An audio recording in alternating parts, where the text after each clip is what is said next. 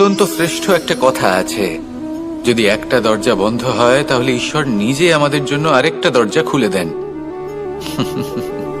কিন্তু কিছু মানুষ আছেন যারা এটা ভাবেন যে আমার সাথে তো এরকম হলোই না, আমাদের জন্য তো কোনো নতুন দরজা খুললো না, কোনো নতুন পথ আমরা খুঁজে পেলাম না। সেই বিষয়ে আমরা চিন্তা করি, দুঃখ পাই যে এরকম কেন হলো।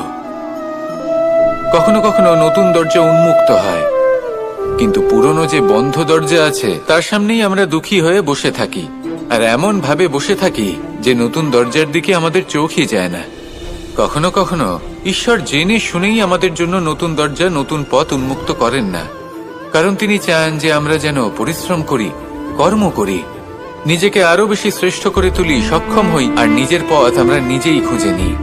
কখনো কখনো এমনও হয় যে ঈশ্বর চান যে আমরা যেন সেই পথে চলতে শুরু করে দিই। ভবিষ্যতে গিয়ে ঈশ্বর আমাদের সবকিছুই প্রদান করেন।